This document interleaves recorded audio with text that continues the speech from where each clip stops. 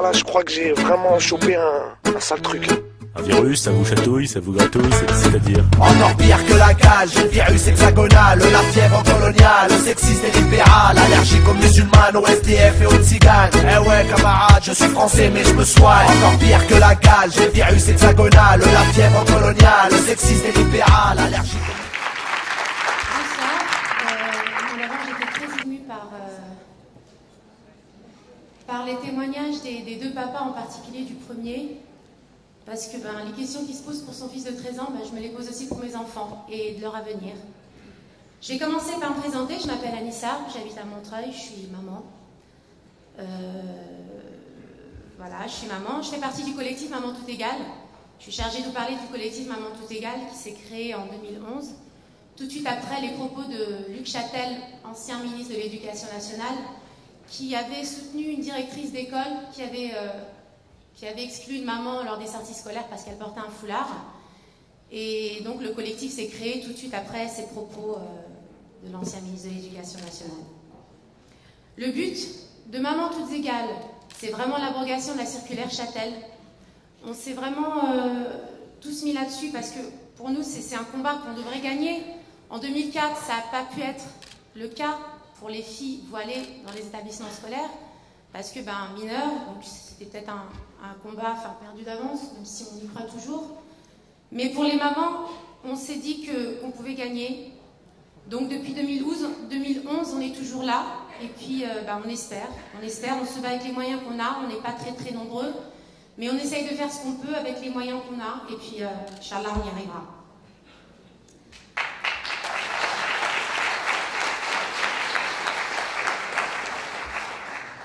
Maintenant, je vais vous donner un petit témoignage de ce qui m'est arrivé avant l'épreuve de Charlie.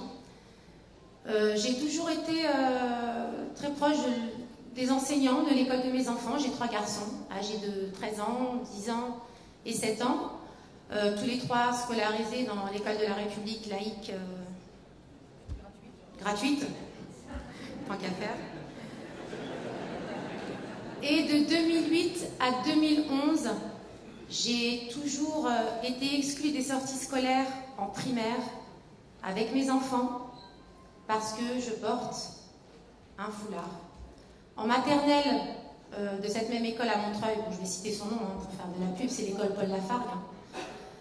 En maternelle, je pouvais participer aux sorties scolaires avec mes enfants, avec mon petit-fils d'ailleurs qui était là-bas. Et puis en primaire, je n'avais pas le droit.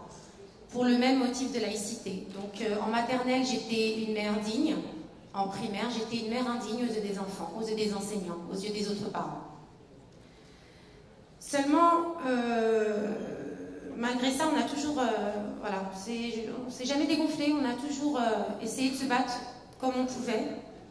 Seulement, au bout de 4-5 ans, les enfants le vivent très mal. Nous, en tant qu'adultes, déjà, on le vit très mal. Moi, j'en ai énormément souffert. J'en souffre encore actuellement aujourd'hui. Et les enfants, le plus difficile, c'est pour eux parce qu'ils ne comprennent pas pourquoi cette discrimination envers leur maman. Pourquoi, à l'école, toutes les mamans sont acceptées, pas sa maman, pour des sorties scolaires toutes simples. Voilà. J'ai eu un de mes enfants en particulier qui a terriblement été touché par cette discrimination. De part de la violence qui se faisait à lui-même, même pas envers les autres, mais en lui-même. Et ça s'était passé au même moment où il y a eu l'affaire Mira. Alors bien sûr, on n'excuse pas ce qui s'est passé, mais à ce moment-là, je me suis mis dans la tête et je me suis dit, mais qu'est-ce qu'a vécu ce Mohamed Mira pour en arriver là? Est-ce que mes enfants, en grandissant, est-ce que justement mon enfant du milieu, ça ne va pas ressortir, ça ne va pas engendrer de la haine en lui envers l'être blanc qui a refusé sa maman, parce qu'il faut dire ce qu'il est?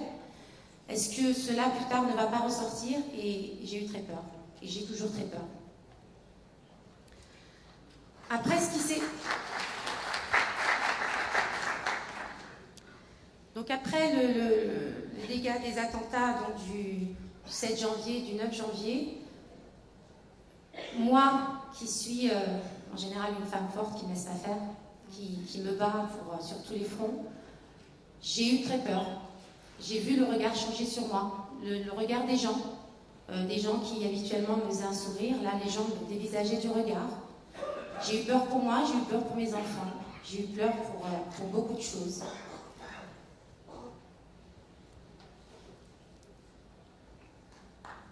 Je vais juste vous raconter une petite anecdote de mon fils qui est au collège.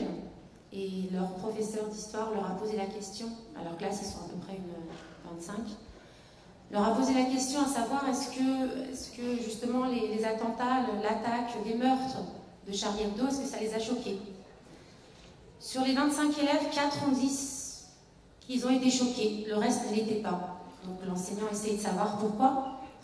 Et mon fils me dit, maman, je lui ai dit, écoutez, vous ça vous a pas choqué? Pendant tout le mois de juillet et le mois d'août où les enfants palestiniens se faisaient tuer dans la télé et qu'on voyait du sang, qu'on voyait tous les meurtres, personne n'a jamais bougé.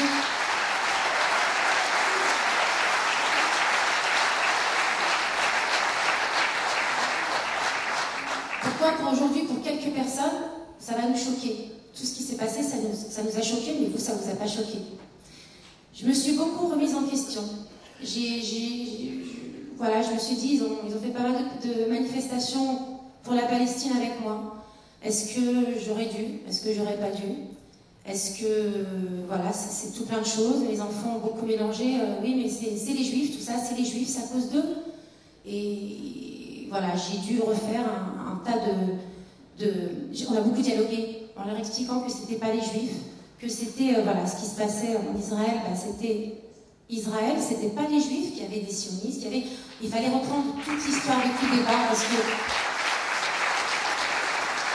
ont tout confondu et j'ai eu très peur quand ils ont tout confondu. Voilà, j'ai toujours cette peur que plus tard, mes enfants engendrent la haine envers l'autre et après les attentats encore plus. Pour parler de moi, depuis les attentats, c'est vrai que j'ai une peur bleue de sortir. Je ne vais plus faire mes courses toute seule.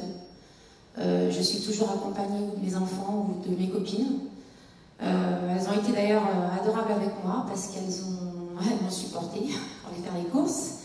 Elles m'ont supportée chez elles. Elles sont venues chez moi me soutenir. Voilà, et d'ailleurs je les remercie toutes les deux qui sont là ce soir. Si elles ne seraient pas venues, je ne serais pas venue non plus. Donc elles sont là toutes les deux.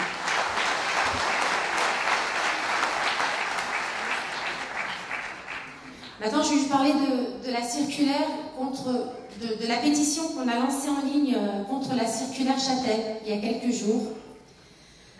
Alors cette circulaire, le texte de la pétition a été adopté par le collectif présent lors de la journée internationale contre l'islamophobie.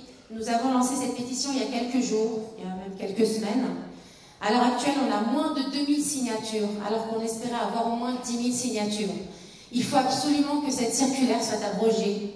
Et il faut vraiment que vous fassiez passer, il faut que vous passiez sur vos réseaux, sur vos sites, sur vos blogs cette pétition, parce qu'avec le nombre qu'on est contre l'islamophobie et qu'on n'atteigne pas les 10 000, c'est pas normal.